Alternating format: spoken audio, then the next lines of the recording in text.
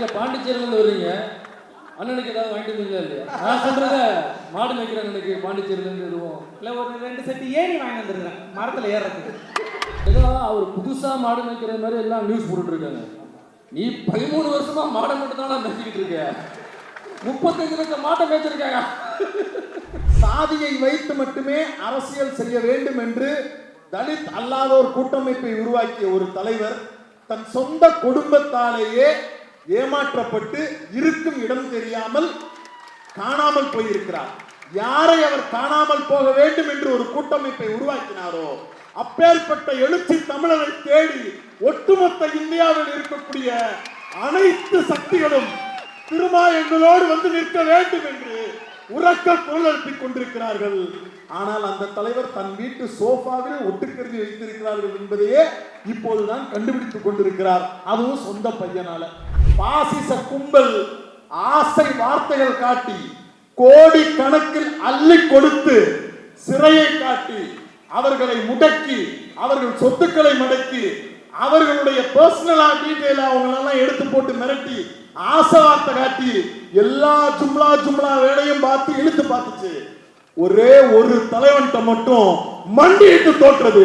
அது நம்முடைய எழுச்சி தமிழர் திருமாவர்கள் தான். விடுதலை சிறுத்தைகள் கட்சியினுடைய தலைவர் எழுச்சி தமிழர் இன்றைக்கு தேசிய தலைவர். நீ வெறும் மாவட்ட செயலாளர். உன்னோடு கூட்டணி வைக்க அவர் வர வேண்டியதில்லை. அவரோடு கூட்டணி வைக்க உனக்கு இன்று அருகதை இல்லை. உன்னை தகுதிப்பட்டவராக மாற்றிக்கொண்டு நீ அந்த இடத்திற்கு வர ஆசைப்படலாமே தவிர நீ இருக்கும் இடம் வேறு, அவர் இருக்கும் இடம் வேறு. அவர் நாடாளுமன்றத்தை இழுத்து செல்லும் தேர். நீ இருப்பது நீதிமன்ற நகைச்சுவை உரைகள் கேட்டிருக்கேன், பிரச்சார உரைகள் கேட்டிருக்கேன். இன்னைக்கு ஒரு பெரிய எழுச்சி உரை ஆற்றி இருந்தார். அவ்வளவு பேரையும் வந்து மதசார்பின்மைக்கான முழக்கத்தையும் எழுப்ப வைத்திருந்தார். அப்படியே கமலாலய கூட்டு போயிருந்தோம்னாக்கா நீ ஒரு ரிசல்ட் கிடைச்சிருக்கும். அப்படியே கமலாலய நோக்கி கூட்டத்தை கூட்டு போயிருந்தா ஒரு ரிசல்ட் கிடைச்சிருக்கும். கூட்டு போகாம இருந்தாலும் ரிசல்ட் கிடைக்க போகுதுங்கிறது வேற விஷயம். அங்க உள்ளவங்களே தெரிச்சு ஓடிக்கிட்டு இருக்காங்க. இல்ல, எப்பவுமே எக்ஸாம் எழுதுனதுக்கு அப்புறம் தான் ரிசல்ட் நம்ம பார்ப்போம். ஆனா தமிழ்நாட்டில் மட்டும்தான் பிஜேபி ரிசல்ட்டை பார்த்துட்டு நம்ம எலெக்ஷன் அட்டன் பண்றோம். ஆனா நேரம் 2 ஆகுது. ஆனாலும் இந்த நேரத்தில் ஒரு தலைவருக்காக இந்த அரங்கம் முழுவதும் நிறைந்திருக்கிறது. ஒருவர் கண்ணில் கூட உறக்கம் இல்லை, உற்சாகம் நிறைந்து கொண்டே இருக்கிறது. இந்த இருக்கைகள் பத்தவில்லை. வெளியில வந்து இதுக்கு ஈக்குவலா ஒரு பெரிய கூட்டம் நின்றுகிட்டு இருக்கு. ஒரு 4-5 தடவை டீ குடிக்க வெளியில போனோம். இதை விட ஒரு பெருமடங்கு கூட்டம் இன்னும் சுற்றி நின்று கேட்டுக்கிட்டு இருக்கிறாங்கன்றது உள்ளபடியே நேரத்தை பார்க்கும்போது ஆச்சரியமா இருக்கு. எந்த ஒரு தலைவருக்கு இப்படி இல்லை. லியோனி என்ன சொன்னாங்க, 11:30 மணிக்கு வந்த இப்பதான் மேடை ஏற்றி விட்டாங்கன்னு. நான்லாம் 6 மணிக்கு வந்து கிட்டத்தட்ட விடிய போகுதுன்னு நினைக்கிறேன். கோழிக்கு ஒரு நேரம் ஆச்சு. ஆமா, ஒவ்வொரு வருடமும் இந்த திருவிழாவில் கலந்து கொள்வது அப்படின்றது வந்து ரொம்ப பெருமைக்குரிய விஷயமாக நாம் தொடர்ந்து செய்து வருகிறோம். இன்றைக்கு நமக்கு கொடுக்கப்பட்டிருக்கக்கூடிய தலைப்பு, நீங்களாச்சும் பரவாயில்ல, சென்னையில இருந்து வந்திருக்கீங்க, பாண்டிச்சேரியில இருந்து ஒருத்தர் வந்திருக்கிறார். பாண்டிச்சேரியில் வந்து நான் என்ன பேச போறேன்னா, இல்ல இப்ப இந்த சட்டம் தான். என்ன சட்டம்னா, காத்து கூட பேசுறேன், காத்தா மாறி பேசுறேன். ஒரு மனுஷன் மாடு கிட்ட பேசுறப்ப, மாடா மாறி பேசுறப்ப, மாடுகள் மாநாடு நடத்துறப்ப நான் சுவாசிக்கிற காத்துக்கிட்ட பேசக்கூடாதா? நீங்க பாண்டிச்சேரியிலேருந்து வருவீங்க, அண்ணனுக்கு ஏதாவது வாங்கிட்டு வந்தீங்களா இல்லையா? நான் சொல்றத மாடு மேய்க்கிற அண்ணனுக்கு பாண்டிச்சேரியிலேருந்து எதுவும் இல்லை, ஒரு 2 செட்டு ஏணி வாங்கி வந்துருக்கேன் மரத்தில் ஏறுறதுக்கு. போறப்ப கொடுத்துட்டு போனாங்க. இல்லை, இனி அடுத்து கான்கிரீட் படி கட்டுறதா இருக்கிறாங்களா? ஏணி வசதியா இல்லையா? அது இல்லாமல் மாடு மேய்க்கிறதுக்காக ஃபெசிலிட்டி வாய்ந்த கார்கள். மாடு மேய்க்கிறது எப்படி மேய்க்கணும் அதெல்லாம் இல்லை. ஒரு நல்ல காரில் மேலே உட்காந்து டிஷர்ட் இசுசு கார்ல, உசூசு காரில், கார் பேருன்னு தெரியாது, புது காரில் போய் மாடு மேயாது, ரோட்டில் திபின்னு ஓடும். இல்லை. ஆனால் எந்த மாட்டை சொல்றீங்க திபுன்னு ஓடுன்னு? அது எங்கள் மாமா நீங்கள் தப்பாக எடுத்துக்கூடாது. மாண்புமிகு மானமிகு நான் சொல்ல, சின்ன மாமா சொன்னது. இல்லை, ஆனால் இவ்வளவு காஸ்ட்லியான மாடு மேய்க்கிற ஒரு நபரை நான் வாழ்க்கையிலே முதல் முறையாக பார்க்குறேன். அதிதாஸ் டிஷர்ட்டு, ஸ்கெச்சஸ் ஷூ, கிட்டத்தட்ட அந்த உருப்படிகளுக்கு, அதாவது உடைக்கும் ஷூவுக்குமே இடம் போட்டோம்னாக்க 1.5 லட்ச ரூபா கேடும். 1.5 லட்ச ரூபா உடையிலேருந்து மாடு மேய்க்கிற நபரை நீங்கள் பார்த்துருக்கீங்களா? அப்படி மாடு மேய்க்கிறவரோட பிள்ளைய மாடு வைக்க விட்டுருக்கணும்ல. அவர் பிள்ளைய மட்டும் அமெரிக்கா போர்டிங் ஸ்கூல்ல கொண்டு போய் வருஷத்துக்கு எத்தனை லட்சம் ஃபீஸ்? இல்ல, 25 லட்சம் நீங்க எல்லாரும் தப்பா புரிஞ்சுட்டு இருக்கீங்க. அவர் மாடு மேய்க்க வெளியே வந்திருக்காரு. இவர் உள்ள போனதுக்கு அப்புறம் அந்த பையன் உள்ள மேய்ப்பாரு. அந்த பீஸ்ல நமக்கு தெரியாது, அவருக்கும் தெரியாது. ஏன்னா திருநிதி வருது, அது என்ன கணக்கு ஏது கணக்குன்னு யாருக்கும் தெரியாது. ஃபோன் போட்டுடா அண்ணன் அமெரிக்காவில் இருக்கிறவனுக்கு, தம்பிக்கு அமெரிக்கன் காலேஜ் ஸ்கூலுக்கு ஃபீஸ் கட்டணும் கட்டுறா அப்படின்னு சொல்லிட்டேன். வசூலை போட்டு கட்டிட்டாங்கடா. நம்ம கட்டினா தானே. இல்ல ஏதோ அவர் புதுசா மாடு மேய்க்கிற மாதிரி எல்லாம் நியூஸ் போட்டுட்டு இருக்காங்க. நீ 13 வருஷமா மாடை மட்டும் தான் மேய்ச்சிக்கிட்டு இருக்க. 35 லட்சம் மாட்டை மேய்ச்சிருக்காங்க. அது எல்லா மாட்டு கொட்டாயிலையுமே ஒரு நாய் கட்டியிருப்பாங்க. அது முன்னாடி போகும்போது இவங்க எல்லாம் பின்னாடி போவாங்க. அது நான் வந்து மிருகங்களை சொல்றேன். நீங்க யாரும் மனிதர்களை அதை பொருத்தி கொள்ள கூடாது என்று நான் தாழ்மையோடு கற்றுக்கொள்கிறேன். தலைப்புக்கு வருவோம். மதச்சார்பின்மை. மதச்சார்பின்மை தலைப்பு. மதச்சார்பு என்ன பண்ணும்? மதவாத அரசியல் என்ன பண்ணும்? ஒரு ஐபிஎஸ் அதிகாரியை நடு ரோட்ல சட்டையை கட்டிட்டு சவுக்கு எடுத்து அடிச்சு வைக்கும். அது டூப்ளிகேட் சவுக்கு. அது அவரு சட்டையை கழட்டி நிக்கல, நம்ம தலைவர் சட்டையை கழட்டி நிக்க வச்சார். அது ஒரு ஆளுக்கு மட்டும் இல்ல, கொஞ்சம் வெயிட் பண்ணுங்க, ஒட்டுமொத்த சனாதனி சங்கி கூட்டத்தையும் சட்டையை கழட்ட வைக்கிறோமா இல்லையான்னு மட்டும் பாருங்க. ஒரு சின்ன திருத்தம், அதுதான் அவங்களுடைய ஒரிஜினல் ஃபார்ம். 2000 வருஷத்துக்கு முன்னாடி கைபர் பலன் காலையில் வரும்போது அவங்க சட்டை போட்டு வரல. இந்த நேக்கு தெரிஞ்சதுனாலதான் வாசல்ல ஒருத்தர் கோயம்புத்தூர்ல ஒரிஜினல் சவுக்கு எடுத்துட்டு வந்தாப்புல. இவன் டூமாங்கோலி பக்கத்துல திருப்பூர்ல காட்டன் மில்ல தச்சு சாட்டைன்ற பேர்ல என்னத்தையாவது எடுத்துட்டு வந்துருவாங்க, ஒரிஜினல் சாட்டையை நம்ம கொண்டு போய் கொடுப்போம்னு உசாராயிட்டான். அதை பார்த்தவனே நம்ம விசிகா தோழர்கள்லாம் பேசப்பா அது பஞ்சு சவுக்கு மாதிரி இருக்கு, எங்ககிட்ட மாட்டுத்தோல்ல செஞ்ச சவுக்கு இருக்கு, நான் வேணா எடுத்துட்டு வர்றேன், நீ ஏன் சிரமப்படுற, எடுத்துக்கிட்டு உருச்சோம்னா. ஆனா மதவாத அரசியல் ஐபிஎஸ் அதிகாரி சட்டை கரெக்டா வைக்கும். இல்ல இது அதுக்கு முன்னாடி அவர் எங்க சட்டை கலட்டினாரு? பனையூரா கோயம்புத்தூரா? எனக்கு தெரிஞ்சு கோயம்புத்தூர்ல சட்டை கட்டினாரு. பனையூர் இல்லையா? பனையூர் ஒரு விஷயம், மதவாத அரசியல் சட்டையை கரெக்டா வைக்கும். எழுச்சி தமிழன் அரசியல் படிக்காதவனை படிக்க வைக்கும், படிச்சவனை அரசியல் படுத்தும், அரசியல் படுத்தின கொள்கை பேச வைக்கும். இங்க இருக்கிற ஒரு சிறுத்தைக்கிட்டையாவது அண்ணாமலை வந்து கொள்கை பேசிடுவாரா, அரசியல் பேசிடுவாரா? அதுதான் வளர்ப்பு. அதுக்குதான் சொல்றோம் அண்ணன், ஆசான், தலைவர், எழுச்சி தமிழர்னு. அவர் வேற அண்ணன் மட்டும் இல்ல, ஆசான். நமக்கெல்லாம் ஆசான் அவர் தான். நம்ம அரசியல் களத்துல இன்னைக்கு பேசிக்கிட்டு இருக்கோம். ஒரே நேரத்தில் அரசியல் பயணத்தை தொடங்கிய பல தலைவர்களுடைய எல்லா பின்புலத்தையும் நம்ம ஆராய்ந்து பேச வேண்டியது இருக்கு. இந்த நபர் அந்த நபர்னு தனிப்பட்டு பேச வேண்டியதில்லை. சாதி ஒழிப்பையும் சமூக விடுதலையையும் ஏற்றுக்கொண்டிருக்கக்கூடிய ஒரு தலைவர் இங்கு இருக்கிறார். சாதியை வைத்து மட்டுமே அரசியல் செய்ய வேண்டும் என்று தலித் அல்லாதோர் கூட்டமைப்பை உருவாக்கிய ஒரு தலைவர் தன் சொந்த குடும்பத்தாலேயே ஏமாற்றப்பட்டு இருக்கும் இடம் தெரியாமல் காணாமல் போயிருக்கிறார். யாரை அவர் காணாமல் போக வேண்டும் என்று ஒரு கூட்டமைப்பை உருவாக்கினாரோ அப்பேற்பட்ட எழுச்சி தமிழரை தேடி ஒட்டுமொத்த இந்தியாவில் இருக்கக்கூடிய அனைத்து சக்திகளும் திருமா எங்களோடு வந்து நிற்க வேண்டும் என்று உறக்க குரல் எழுப்பிக் கொண்டிருக்கிறார்கள். ஆனால் அந்த தலைவர் தன் வீட்டு சோஃபாவில் ஒட்டுக்கருதி வைத்திருக்கிறார்கள் என்பதையே இப்போதுதான் கண்டுபிடித்துக் கொண்டிருக்கிறார், அதுவும் சொந்த பையனால. அதுல நேற்று ஒரு சம்பவம் கேள்விப்பட்டேன். இப்ப இன்றைக்கு வந்து உண்மையிலே ரொம்ப மகிழ்ச்சியா இருந்தது. அதாவது நம்ம பல பேரோட பிறந்தநாள் கொண்டாடி இருக்கிறோம் வீட்டுல, குடும்பத்துல, நண்பர்கள்ட்ட. ஆனா எழுச்சி தமிழனுடைய பிறந்தநாள் இந்த ஊடகவியலாளர் அரங்கத்தில் கொண்டாடி அவர் எங்களுக்கு கேக் ஊட்டியது அப்படின்றது வந்து ரொம்ப மகிழ்ச்சியாக இருந்தது. இப்போ அவரிடமிருந்து நாம் கேக் பெற்றோம். அதே போல ஒரு வயசான அம்மாவுக்கு கேக் ஊட்டுறதுக்காக நேற்று தோட்டத்து பக்கம் யாரோ போனதாக தகவல். ஆமா, அவரு அவங்க அம்மா கூட்டிருக்காங்க, பக்கத்துல அவர் நின்று இருக்காரு. அது 6 மணிக்கு முன்னாடி, 6 மணிக்கு மேல வேற. அதுதான் எனக்கு டவுட். கேக் ஊட்டினது காலையில 6 மணிக்கா இல்ல சாயங்காலம் 6 மணிக்கா? ஏன் சாயங்காலம் 6 மணினா? சாயங்காலம் 6 மணினாக்கா ஐயாவுடைய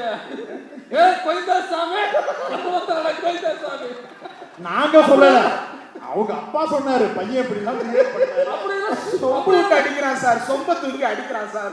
அப்படி 8 மணிக்கு உனக்கு தூக்கம். அந்த காலையில வர்ற தலைவலி எல்லாம் நைட்டோடைய டார்ச்சர்கள் இருந்து வருதுன்னு நினைக்கிறேன். இப்போ நாடாளுமன்றத்துல அரசியலமைப்பு சட்டத்தினுடைய 75வது ஆண்டை முன்னிட்டு ஒரு 2 நாட்கள் விவாதிக்கப்பட்டது. அந்த விவாதம் நடந்த போது எழுச்சி தமிழர் அவர்கள் பேசிய வீடியோ ஒரு 6 நிமிட வீடியோன்னு நினைக்கிறேன். அந்த வீடியோ வந்து இணையதளத்தில் இன்னொன்னும் இருக்கிறது. அந்த வீடியோவை இன்றைக்கு வரும்போது பார்த்தேன், என்ன பேசியிருக்கிறார் என்று மீண்டும் ஒரு முறை கேட்பதற்காக.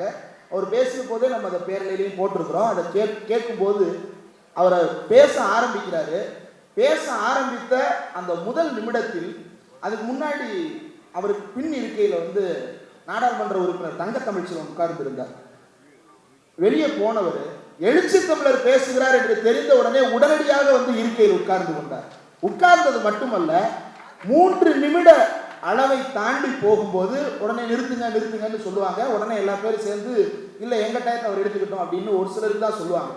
எழுச்சி தமிழர் அவர்கள் கரெக்டா 3வது நிமிடத்தை தாண்டும் போது ஒரு முக்கியமான லீடு எடுத்தார். என்ன லீடு எடுத்தார் அப்படின்னா, அம்பேத்கருக்கு நீங்கள் மகாராஷ்டிராவில் மிகப்பெரிய சிலை வைத்திருக்கிறீர்கள், அம்பேத்கருக்கு நீங்கள் மணிமண்டபம் கட்ட முயற்சி செய்கிறீர்கள், அம்பேத்கர் லண்டனில் வாழ்ந்த வீட்டுக்கு நீங்கள் வெள்ளையடித்துக் கொண்டிருக்கிறீர்கள். ஆனால் அம்பேத்கர் எதை உயிராக கருதினாரோ அந்த அரசியலமைப்பு சட்டத்தின் ஆன்மாவை உருவி கொண்டிருக்கிறீர்கள் என்று அவர் சொன்ன போது உடனே அங்கிருந்து மைக் ஆஃப் அப்படின்னு கத்துறாங்க. பின்னாடி இருந்து தங்க தமிழ்ச்செல்வன் இன்னும் 2 நிமிஷம் அவர் பேசட்டும் என்று சொன்னார் இல்லையா? எழுச்சி தமிழரின் பின்னால் ஏன் நிற்க வேண்டும் என்பதற்கு அந்த குரல் நமக்கு காட்டுவது, நாடாளுமன்றத்தில் அரசியலமைப்பு சட்டத்தின் ஆன்மாவை உருவி எடுத்துக் கொண்டிருக்கிற கூட்டத்தின் உடலை உருவுவதற்கு அல்ல, மனசாட்சியை உருவுவதற்காக, அவர்கள் மனதிலிருந்து சனாதன அழுக்கை உருவுவதற்காக எழுச்சி தமிழர் அந்த நாடாளுமன்றத்தில் ஒவ்வொரு முறை உரையாற்றி கொண்டிருக்கிறார். அப்படியே பார்த்தோம் அப்படின்னா, நேற்று நம்ம விடுமுறை தினம் சொல்லலாம், இங்க சொல்லலாம். விடுமுறை தினம் தானே? விடுமுறை தினம்னா விடுமுறை தினம், விடுதலை தினம். விடுதலை அந்த நாளில் நமக்கு விடுமுறை, அதனால் நான் விடுமுறை என்று சொன்னேனே தவிர வேறு நோக்கம் கிடையாது. அந்த விடுதலை தினத்துல கொடியேற்றி வைக்கும் போது பிரதமர் மோடி ஒரு அழகான வார்த்தை, யாரும் சிரிக்கக்கூடாது, அவர் சொன்ன வார்த்தை குஷ் பைத்தியா. ஐயா 6 மணிக்கு மேல அவர் எது சொன்னாலும் பக்கு இருக்கும். குஷ் பைத்தியா அப்படின்ற வார்த்தை. குஷ் பைத்தியான்னா என்னன்னா ஊடுருவல்காரர் அப்படின்னு அர்த்தமா. அதை எங்க சொல்றாருன்னா, செங்கோட்டை மேல ஏறி நின்று இந்தியாவுக்குள் ஊடுருவல்காரர் வருகிறார்கள், நான் ஒருவரையும் சும்மா விட மாட்டேன். நீ நிக்கிற அந்த செங்கோட்டையை கட்டினது யாருன்னு தெரியுமா? நீ தெரிஞ்சுதான் இதெல்லாம் பேசுறியா? முடிச்சா அந்த செங்கோட்டையில இருந்து வேற எங்கேயா தலைமையிடத்தை மாத்திரத அறிவிச்சு பாரு. அந்த செங்கோட்டையில நின்றுக்கிட்டு இந்தியாவில் ஊடுருவல்காரர்கள் வந்து விட்டார்கள் அப்படின்னு சொல்லி அரசியலமைப்பு சட்டத்தை பற்றி பேசும் பொழுது நாம் எல்லோரும் தவறாமல் சொல்ல வேண்டிய பெயர் என்ன? என்ன? அரசியலமைப்பு சட்டம் என்றால் யார்? அம்பேத்கர். அம்பேத்கர் என்றால் என்ன? சட்டம். அரசியலமைப்பு சட்டம் என்றால் யார்? அம்பேத்கர். அப்படின்னு நம்ம சொல்லுவோம். ஜெய்வீர். மோடி என்ன சொல்லுகிறார் என்றால், இந்த அரசியலமைப்பு சட்டத்துக்காக தன்னுடைய வாழ்நாளையே தியாகம் செய்தவர் அப்படின்னு யாரோ சியாமா பிரசாத் முகர்ஜியா அவர் பேரை சொல்லி இருக்கிறார். சரி, யாருடா இந்த சியாமா பிரசாத் முகர்ஜி? அவர் முக்குச்சு அந்த முட்டுச்சத்து எங்கெல்லாம் முக்குச்சு அப்படின்றதுதான் வரலாறு. அந்த சியாமா பிரசாத் முகர்ஜி அப்படி என்னத்தை அப்படி தியாகம் செய்து கிழித்து விட்டார் அப்படின்னு பார்க்கும் பொழுது, குவிட் இந்தியா மூமெண்ட், வெள்ளையனே வெளியேறு. அந்த வெள்ளையனே வெளியேறும் பொழுது நார்த்ல ஃபுல்லா முழக்கம் என்ன அப்படின்னா, ஒரு அழகான முழக்கம், நான் ஏக் பாய் நான் ஏக் பை.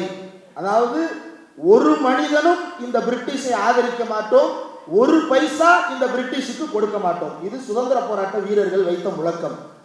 அந்த முழக்கம் வைத்த போது நம்ம பூட்ஸ் சாவர்கர் உயிரோடு தான் இருக்கிறார். அந்த பூட்ஸ் சாவர்கர் எந்த அமைப்பை சேர்ந்தவர்னா ஹிந்து மகாசபா, பேட்டா கம்பெனியை சேர்ந்தவர். பேட்டா கம்பெனி மாடல் வருது. ஐயா பேட்டா கொடுங்க, நான் கேட்டது காசு பேட்டாங்க, அவன் கொடுத்தது ஷூ பேட்டாங்க. உடனே என்ன பண்ண நக்கிட்டல அவங்க மூணு பிடிச்சதை அவங்க பண்றாங்க. உனக்கு என்ன பிரச்சனை? இவங்க என்ன பண்ணி இருக்கிறாங்க, வெள்ளைக்காரர்களுடைய போராட்டத்தை ஆதரிப்போம்னு 2ஆம் உலக போருக்கு இந்து மக்கள் ஆதரவு தெரிவிக்க வேண்டும் என்று வெள்ளையனே வெளியேறு இயக்கத்தை புறக்கணித்து விட்டு பிரிட்டிஷோடு சேர்ந்து போர் புரிவதற்கு இந்துக்கள் போக வேண்டும் என்று சொன்ன நபரின் பெயரை அரசியலமைப்பு சட்டத்திற்காக தன்னுடைய வாழ்க்கையை அர்ப்பணித்தவர் என்று சொல்லுகிறார் என்றால் இந்த மோடி குஷ்பைத்தியாவா இல்லையா? வைத்தியாதான். ஆனா அதுக்கு முன்னாடி குஷன் யாரும் நமக்கு தெரியாதுங்க. அந்த ஊடுருவல் தானே சொல்றீங்க? ஊடுருவல் உண்மையிலேயே ஊடுருவலை தடுத்திருந்தோம்னா இவ்வளவு பிரச்சனை நமக்கு இல்ல. ஆமா, அது 2000 வருஷத்துக்கு முன்னாடி அந்த ஊடுருவலை தடுத்திருந்தோம்னாக்கா நமக்கு இந்த நேரம் இவ்வளவு பிரச்சனையே இல்லை. எழுச்சி தமிழர் தொல் திருமாவளவன் அவர்கள் மதச்சார்பின்மை காப்போம் என்கிற ஒரு பேரணியை நடத்திவிட்டு எழுதிய தீர்மானத்தில் முதல் தீர்மானமாக வெளிப்படையாக பல்வேறு ஸ்டேட்மெண்ட்டை சொல்லிட்டு ஒரு முழக்கத்தை முன்வைக்கிறார். மதம் மக்களுக்கானதே, அரசுக்கானது அல்ல. இது அவர் இன்னைக்கு நேற்று பேசல. ஒட்டுமொத்த இந்தியாவும் அந்த நேரத்தில் இப்ப இந்த மோடி வேவுன்னு கொஞ்ச காலத்துக்கு முன்னாடி உருட்ட ஆரம்பிச்சப்ப பாசிச கும்பலை வரவேற்பதற்கு, ரத்தின கம்பளம் விரித்து வரவேற்பதற்கு காங்கிரஸ் எதிர்ப்பில் இருந்த பலரும் போராடி கொண்டிருந்த போது, இலைமறை காயாக வேலை பார்த்து கொண்டிருந்த போது, நாட்டை இன்னொரு மதவாத நாச கும்பலிடம் ஒப்படைக்க கூடாது என்று முதலாக கர்ஜித்த ஒரு தலைவர் எழுச்சி தமிழர் திருமாவளவன். அன்னைக்கு தொட்ட கோடுதான் இன்னைக்கு வரைக்கும் இந்தியாவின் அரசியல் திசையை தீர்மானித்துக் கொண்டிருக்கிறது. இந்தியா முழுக்க இருக்கக்கூடிய எத்தனையோ ஒடுக்கப்பட்ட மக்களுடைய பிரதிநிதிகளாக அடையாளப்படுத்தப்பட்ட நபர்களை பாசிச கும்பல் ஆசை வார்த்தைகள் காட்டி கோடி கணக்கில் அள்ளி கொடுத்து சிறையை காட்டி அவர்களை முடக்கி அவர்கள் சொத்துக்களை மடக்கி அவர்களுடைய பர்சனலா டீடைல் அவங்களெல்லாம் எடுத்து போட்டு மிரட்டி ஆசை வார்த்தை காட்டி எல்லா ஜும்லா வேலையும் பார்த்து இழுத்து பார்த்துச்சு. ஒரே ஒரு தலைவன்கிட்ட மட்டும் மண்டியிட்டு தோற்றது, அது நம்முடைய எழுச்சி தமிழர் திருமாவளவன் தான். நீங்க ஒரு பஞ்சுகால கூட கரெக்டா இருக்கும். இந்த ஈடி எல்லாம் விட்டு மிரட்டிட்டு இருக்காங்க இல்ல பிஜேபி, அவன் வந்து 10 பேர் அடிச்சு டான் ஆயிருக்கான். டேய் நீங்க தடவை அடிச்ச 10 பேரும் தாண்டா. ஈடிக்கெல்லாம் டேடியவே பார்த்து சனாதனத்தையே சங்கட ஏறி டாக்கி பேசுவாரு. இன்னைக்கு கூட ஐபரி சங்க அவர்கள் வீட்டுல ஆபீஸ்ல இந்த அம்பேத்கர் ஆப்போசிட்ல இருக்கு. ஒரு எட்டு வந்துட்டு போ, ஒரு எட்டு வந்துட்டு போ, தாய்நாட்டுக்கு ஒரு எட்டு வந்துட்டு போ. வந்துருவேன் போயிருவியான்னு தான் எனக்கு தெரியல. பொலிட்டிக்கலா சொல்றேன். இல்ல அது காலாப்பட சீன் தான். நீ உள்ள வந்துடலாம், உட்கார்றா, போறதுக்கு முன்னாடி நீ கேட்டுதான்டா போனோம் அப்படின்னு உட்கார வைக்கிறாங்க. அந்த பயம் இருக்கிறதுனால தான் வர்றதே இல்லை. இல்ல நீ வந்தாலும் ஒன்றும் எடுக்க முடியாது. நீ அங்க வந்தேன்னா எங்க தொண்டர்கள் 100 பேரை பார்க்கலாம், அதோட சேர்ந்து எழுச்சி தமிழரை தரிசிக்கலாம், வேற ஒண்ணும் கிடைக்காது. இன்னும் பண்ணலாம். தலைவரோட ஷூ இருக்கு, அது ஈஸியா பண்ணிடுவாங்க. இவ்வளவுதானா? ஐயோ அவர் வெளியே கலட்ட மாட்டாரே, காலையில போட்டு பாரு, பரவாயில்ல காலோட சேர்த்து எடுத்துருவாங்க. இல்லை இப்போ வந்து ஒரு முக்கியமான விஷயம், ஒரு அம்மா வந்து கிளாஸ் எடுத்துட்டு இருந்தாங்களாம். சதன் கலிஃபியானா யூனிவர்சிட்டியில இருந்து சீமான் யாருன்னு கேட்டாங்களாம். முக்கியமான தலைவர்ல அவர் யாருன்னு கேட்டாங்களாம். அது உண்மையா பொய்யா? அது உண்மைதான். ஏன்னா அவங்களுக்கு ஆச்சரியமா இருந்திருக்கும். வெளிநாட்டுக்கு வந்தாங்கல்ல, என்னடா இது ஒரு வாட்டி கூட டெபாசிட் வாங்கலை, ஒரு வாட்டி கூட ஜெயிக்கலை, ஆடு மாடுகிட்ட ஒரு மனுஷன் பேசுகிறான், இன்னமும் அரசியல் எப்படி நிற்கிறான்? என்னன்னா தமிழ் தேசம். நம்ம இங்கே கவனிக்க வேண்டிய ஒரு விஷயம், நாம் தமிழர் கட்சிக்கு முன்பு நாம் தமிழர் நடைபயணன்னு எழுச்சி தமிழர் கிராமங்கள் தோறும் போய் ஈழப்பிரச்சனையை பேசி அப்படிதான் தமிழ்நாட்டில் ஈழப்பிரச்சனை எல்லாருக்கும் தெரிய வந்தது. அதோட அறுவடை இப்போ யார் பண்ணிட்டு இருக்கா? அந்த டைம்ல ரீல்ஸ் போட்ட ஒரு ஆள் கொண்டாடி நான் கேடு ரீல்ஸ் போட்டுருந்த ஒரு ஆள் தமிழ் தேசியம் பேசுறது, ஏறி வச்சு மரத்தில் ஏறுறது, இந்த மாதிரி ஆச்சரியக்கூடிய விஷயம் பண்றதுனால சதன் கலிஃபோர்னியால கேட்டிருக்காங்க யார் இவரு. அதாவது நான் ஒரு தகவல் சொல்றேன், இளைய தமிழர்களை பட்டின்னு கூப்பிடுவாங்க. தலைவர் பிரபாகரனுக்கு அப்புறம் அவங்கள புலிகள்னு கூப்பிட்டாங்களாம். அதே போலதான் இங்க ஒடுக்கப்பட்ட மக்களை சாதி பேர் வச்சு கூப்பிடுறது, அவனே இவனை கூப்பிடுறது. ஆனா இன்னைக்கு அங்கபா சிறுத்தை வருது, அவங்க சிறுத்தை அப்படின்னு சிறுத்தைன்னு பேச வச்சது, சிறுத்தைன்னு சொல்ல வச்சது தலைவர் எழுச்சி தமிழர் தான். இல்ல அது ஏன் அது வருது அப்படின்னா, நம்ம இந்த அரங்கத்துக்கு உள்ள வர்றதுக்கு முன்னாடி நம்ம ஒரு தோழர்கள் 2 பேர்த்த வெளியே பேசிக்கிட்டு இருந்தோம்.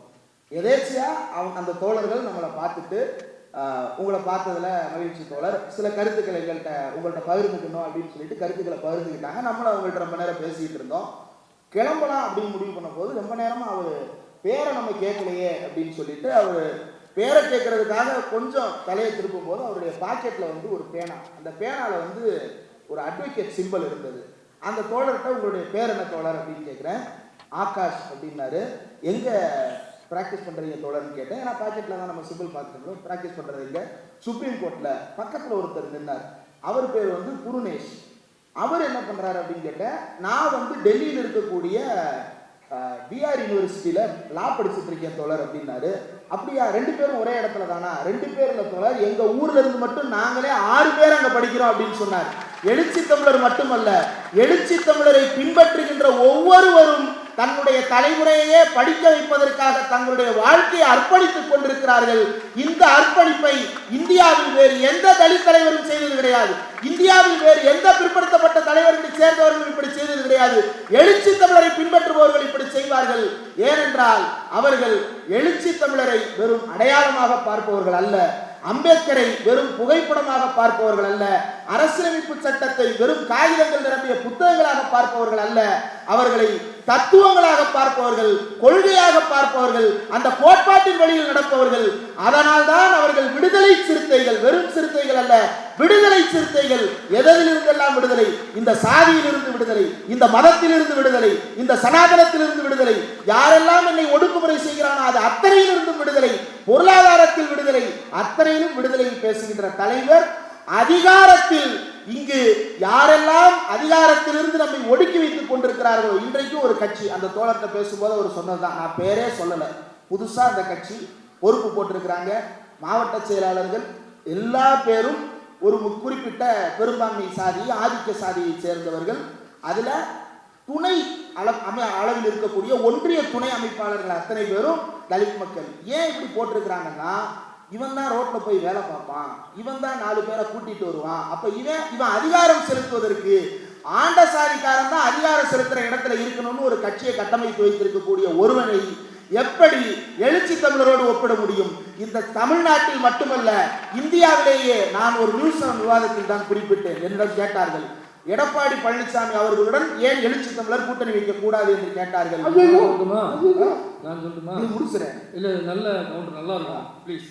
இருந்தாலும் ஒரு பஞ்சு இந்த இதெல்லாம் நல்லா இருந்த சொல்லியிருந்தாரு. சரி, ஏன் கூட்டணி வைக்கலனாக்கா எங்களுக்கு குடிய தெரியாது. நாங்கள் தலைநிமிர்ந்து 64 வருடங்களா வருகிறாரே, 64 வருடங்களா தலைநிமிர்ந்து நாங்கள் திரும்பவும் போய் தலை பண்ணிடணுமா? அப்ப சொன்ன ஒரு முக்கியமான விஷயம், இன்றைக்கு அகில இந்திய அளவில், தமிழ்நாட்டில் மட்டுமல்ல அகில இந்திய அளவில் இந்தியாவில் இருக்கக்கூடிய எல்லா கட்சியை சேர்ந்தவர்களும் அறிந்த தலைவர் மட்டுமல்ல, அவர்கள் பேசுகின்ற தலைவர் மட்டுமல்ல, இந்தியா முழுவதும் இருக்கின்ற அத்தனை தலைவர்களும் இவர் நம்முடைய மேடைக்கு வந்துவிட மாட்டாரா, இவர் வந்துவிட்டால் அம்பேத்கரை நாம் சொந்தம் கொண்டாடி விடலாமே, இவர் வந்துவிட்டால் தலித் மக்களுக்கான அடையாளமாக இவரை நாம் காட்டிக் கொள்ளலாமே என்று காத்துக் கொண்டிருக்கின்ற நேரத்தில் விடுதலை சிறுத்தைகள் கட்சியினுடைய தலைவர் எழுச்சி தமிழர் இன்றைக்கு தேசிய தலைவர். நீ வெறும் மாவட்ட செயலாளர், உன்னோடு கூட்டணி வைக்க அவர் வர வேண்டியதில்லை, அவரோடு கூட்டணி வைக்க உனக்கு இன்று அருகதை இல்லை. உன்னை தகுதிப்பட்டவராக மாற்றிக்கொண்டு நீ அந்த இடத்திற்கு வர ஆசைப்படலாமே தவிர, நீ இருக்கும் இடம் வேறு, அவர் இருக்கும் இடம் வேறு. அவர் நாடாளுமன்றத்தை இழுத்து செல்லும் தேர், நீ இருப்பது நீங்க ரொம்ப சீரியஸா பேசிட்டு இருக்கீங்க. அவ்வளவு சீரியஸ் இல்ல இது. தமிழ்நாடே திருப்பி போட்ட கேஸ் ஜெயராஜ் பெண்ணிக்ஸ் கேஸ். நீங்க ரொம்ப சீரியஸா பேசுறீங்க. மேடையில் அவர் பேசுறாரு, ஜெயராஜ் இல்லையா ஜெபராஜா, அப்படியேப்பட்ட ஆளை பத்தி சீரியஸா பேசுறது அனாவசியம் இல்ல. எழுச்சி தமிழரோடு கூட்டணி வைக்கணும் அப்படின்னா அதுக்கு சில தகுதிகள் இருக்கு. எழுச்சி தமிழர் போல களத்தில் ஒடுக்கப்பட்ட மக்களுக்காக குரலற்றவர்களின் குரலாக வேர்வை சிந்தி எந்நேரமும் தொண்டர் படை சூழ ஏதாவது ஒரு இடத்தில் களத்தில் நின்று கொண்டே இருக்கக்கூடிய சூழல் யாராவது கூட்டணி வைக்கணும்னு வரக்கூடியவர்களுக்கு இருக்கா? அதெல்லாத்தையும் விட சித்தப்பா பழனிசாமி அவர்கள் பாஜகவை பக்கத்துல வச்சுக்கிட்டு நம்ம எழுச்சி தமிழரை கூட்டணிக்கு கூப்பிடுறாருன்னா அந்த மூளை வடிகுதுன்னு நினைக்கிறேன். எங்க இந்த மூளை இருக்குன்னு எனக்கு தெரியல. காணும், போலீஸ்ல கம்ப்ளைண்ட் கொடுக்குறாங்க. இருந்தா தானங்கயா கண்டுபிடிச்சு கொடுப்பாங்க. ஐயா பொய் கம்ப்ளைண்ட் கொடுக்க கூடாது. பொய் கம்ப்ளைண்ட் கொடுத்தா உங்க மேலே கேஸ் போட்டுருவாங்க. இருந்தா தானே தொலைஞ்சு போகுது. ஆமா, இதுல இந்த மதசார்பின்மை அப்படின்றதுல அண்ணல் அம்பேத்கர் ஒரு விஷயத்தை ரொம்ப அழகாக குறிப்பிட்டிருப்பார். அவருடைய வால்யூம் 14ல இந்து கோட் பில் பற்றி பேசும் பொழுது செக்குலரிசம் அப்படின்ற வார்த்தை குறித்து அவர் சொல்லி இருக்கிறார். அவர் சொல்லுவது என்ன அப்படின்னா, secularism does not mean that we can abolish religion. மதசார்பின்மை என்பது ஒரு மதத்தை அழிப்பது அல்ல. It does not mean that we shall not take into consideration the religious sentiments of the people. அதே நேரத்தில் மக்களுடைய மதம் சார்ந்த நம்பிக்கைகளை பற்றி அரசு கவலைப்படவே தேவையில்லையா என்றால் கவலைப்பட தேவை இருக்கிறது. All that a secular state means is that this parliament shall not be competent to impose any particular religion upon the rest of the people. எந்த ஒரு மதத்தையும் இந்தியாவில் இருக்கக்கூடிய மக்களின் மீது இந்த நாடாளுமன்றத்திற்கு திணிப்பதற்கு அதிகாரம் இல்லை என்று பேசியவர் அண்ணல் அம்பேத்கர் அவர்கள். அதேதான் நாமும் சொல்லுகிறோம். இந்தியா என்கின்ற நாட்டின் மீது இந்து மதத்தை பூசாதே, இந்து மதத்தை பூசுகிறேன் என்கின்ற பெயரில் சனாதனத்தை பூசாதே, பூசினால் என்ன செய்வாய் என்று கேட்டார்கள் 2014. பூசினால் கொளுத்துவேன் என்று இந்தியாவில் மனுநீதி புத்தகத்தை தீயிட்டு கொளுத்துகின்ற அந்த துணிச்சல், அந்த தைரியம் சமகாலத்தில் இவர் ஒருவருக்குத்தான் இருக்கிறது, வேறு யாருக்கும் இல்லை. சாதி வெறி பிடித்த நாட்டில் ஊரை விட்டு வாழ்ந்தோம் பேட்டில், மூச்சும் தீட்டு ஆனது காற்றில், நிமிர்ந்து நடக்க முடியாத ரோட்டில், அடக்குமுறையின் அழுத்தம் கண்டு அம்பேத்கரின் அறிவை கொண்டு சனாதனத்தை ஒழிக்க இங்கு பிறந்தார் ஒரு தலைவர் இன்று. பெரும் புயலாய் அடைமழையாய் ஒரு சிறுத்தை வந்து சீறியது. ஒடுக்கப்பட்ட உழைக்கும் மக்கள் வலியும் என்று மாறியது. விடுதலை உணர்வு உழைக்கும் மக்களிடையே நன்றாய் ஊறியது. கக்கத்தில் இருந்த துண்டு தோளில் தானாய் ஏறியது. இதற்கு காரணம் அண்ணன், ஆசான், தலைவர், எழுச்சி தமிழர் அரசியல் களம் ஆடியது. நன்றி.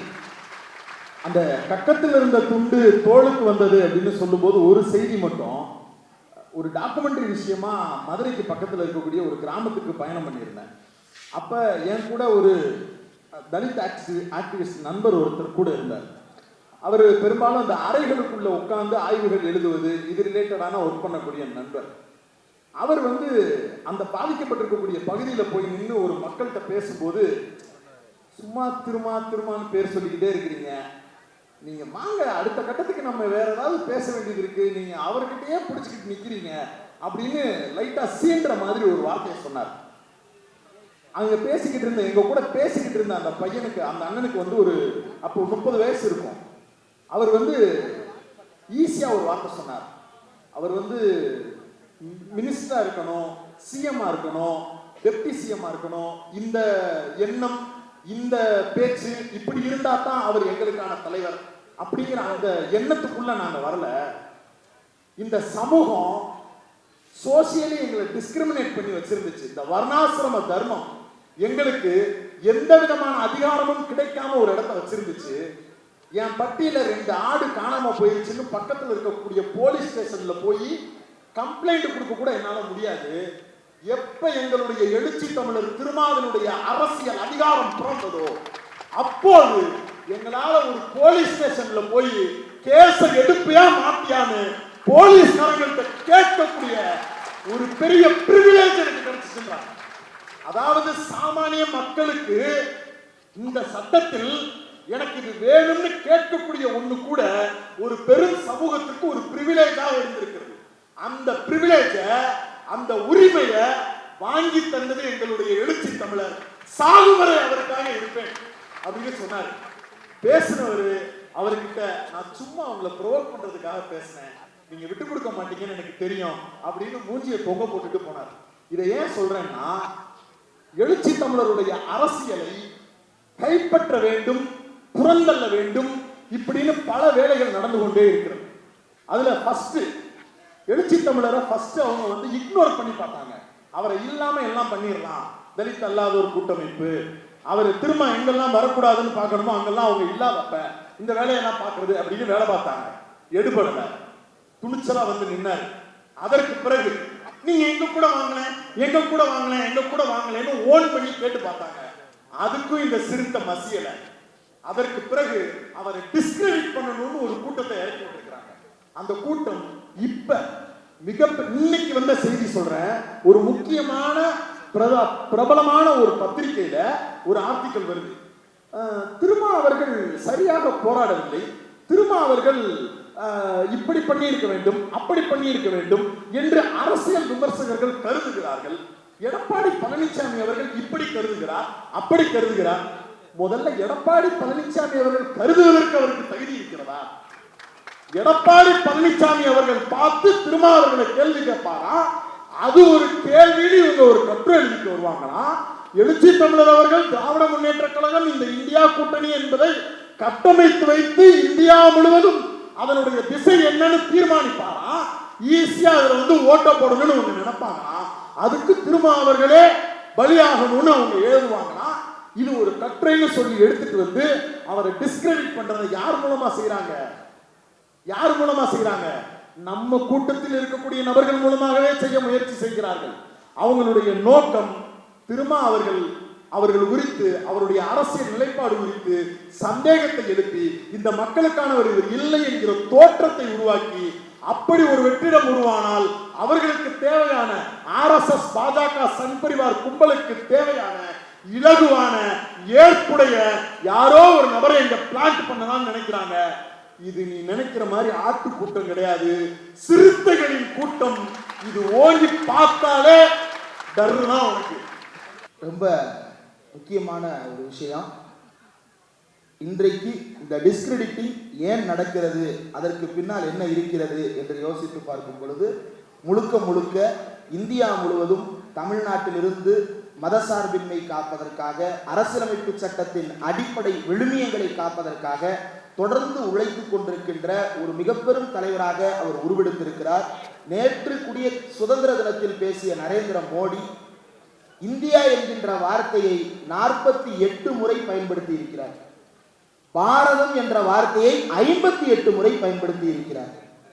இந்த பாரதம் என்கின்ற வார்த்தைக்கு கோல்வால்கர் ஒரு அர்த்தம் எழுதியிருக்கிறார். பாரதம் என்பது இந்துக்களுக்கான வார்த்தை. பாரதி என்றால் இந்து, பாரதம் என்றால் இந்துக்களின் நாடு என்று கோல்வால்கருடைய புத்தகத்தில் எழுதி அதனுடைய திருத்தப்பட்ட வடிவத்திலும் அதுதான் இடம்பெற்றிருக்கிறது. NCERT பாடப்புத்தகத்திலிருந்து அத்தனையிலும் பாரதம் பாரதம் என்று மாற்றப்பட்டிருக்கிறது. இந்த பாரதமயமாக்கல் என்பது இந்தியாவில் இருக்கக்கூடிய மதசார்பின்மையை முடித்து கட்டுவதற்கான வேலை. இந்த மதசார்பின்மையை முடித்து கட்டுவதற்கான வேலையை அவர்கள் செய்து கொண்டிருக்கும் பொழுது நமக்கெல்லாம் தேவைப்படுவது ஒரு ஒற்றுமைக்கான கருவி. அந்த ஒற்றுமைக்கான ஆயுதமாக மதசார்பின்மை என்கின்ற தத்துவத்தை வலியுறுத்தி அரசியல் அவர் ஒருத்தர் தான் சொல்லியிருக்கிறார். இந்த நடந்து கொண்டிருக்கின்ற இந்த உரையாடல்கள் மொத்தத்திலும் அவர் ஒருத்தர் தான் சொன்னார். அவன் எல்லாவற்றையும் அழித்து விட்டான். ஒரு சிலர் சொன்னாங்க அவன் இன்னும் கோர்ட்டை கை வைக்கல, அவன் இன்னும் அதை கை வைக்கல, அவன் இன்னும் இதை கை வைக்கல. சங்கி கடைசியா கோர்ட்டுக்கு தான் வருவான். சங்கி வந்ததே கோர்ட்டுக்கு தான், கடைசியா இல்ல, அவன் வந்ததே கோர்ட்டுக்கு தான். அவனுக்கு இப்போது வரைக்கும் இந்து ராஷ்டிரத்திற்கும் அவன் விரும்பும் அத்தனைக்கும் தடையாக இருக்கின்ற ஒரே வார்த்தை செக்குலர் என்கின்ற வார்த்தை. அதை அடையாளப்படுத்தி நமக்கெல்லாம் சொன்னவர் எழுச்சி தமிழர் மட்டும்தான். அதுதான் அவனுக்கு தொடர்ந்து உறுத்தலாக இருக்கிறது. அவரை நாம் பத்திரமாக பாதுகாக்க வேண்டும். சிறுத்தைகளினுடைய, நம்முடைய தமிழர்களினுடைய ஒரே கடமை அவரை பாதுகாப்பது. அவரை பாதுகாப்பது, அவரை பாதுகாப்பது, அவரை பாதுகாப்பது என்பது அவரை பாதுகாப்பது அல்ல, இந்தியாவின் அரசியலமைப்பு சட்டத்தின் ஆன்மாவை பாதுகாப்பது. அம்பேத்கரோடு கூட நின்ற எத்தனையோ தலித் தலைவர்கள் திசை மாறி போனார்கள், ஒரு அமைச்சர் பதவிக்காக எங்கெங்கோ போனார்கள். ஆனால் அப்படி அல்ல. இந்த பெரும்பான்மை என்னை ஏற்காது, அது ஏற்க வேண்டும் என்றால் நான் சனாதனத்தின் பக்கம் நிற்க வேண்டுமா என்றால் அப்படிப்பட்ட பெரும்பான்மை தேவையில்லை. இந்த மக்கள் ஒரு நாள் என்னுடைய அரசியலை புரிந்து கொள்வார்கள், அணிதிரள்வார்கள் என்று அவர் தொடர்ந்து உழைத்துக் கொண்டிருக்கிறார். அந்த உழைப்பின் பலனை அவருக்கு கொடுக்க வேண்டியது நம் அனைவருடைய கடமை. தமிழர்களுடைய அடையாளமாக நாடாளுமன்றத்தில் உங்கள் குரல் என்றும் ஒலிக்க வேண்டும். அதை ஆதரித்து நாங்கள் என்றும் பேச வேண்டும் என்கின்ற வாழ்த்துக்களோடு இந்த மேடையை எங்களுக்கு கொடுத்து ஊடகவியலாளர் அரங்கம் என்ற ஒரு அரங்கத்தை உருவாக்கி அந்த அரங்கத்திலேயே உங்களுடைய பிறந்த நாளையும் கொண்டாடி எங்களுக்கு இந்த பெரும் வாய்ப்பை கொடுத்ததற்கு உங்களுக்கு பிறந்தநாள் வாழ்த்துக்களை சொல்லிக்கொண்டு விடுதலை சிறுத்தைகள் அத்தனை பேருக்கும் எங்களுடைய நெஞ்சார்ந்த நன்றியை சொல்லிக்கொண்டு மதசார்பின்மை காப்போம் என்கின்ற உறுதிமொழியோடு விடைபெறுகிறோம். நன்றி. அண்ணன் வன்னியரசு அவர்களுக்கும் நன்றியை தெரிவித்துக் கொள்கிறோம். இனிய பிறந்தநாள் வாழ்த்துக்கள் தலைவா.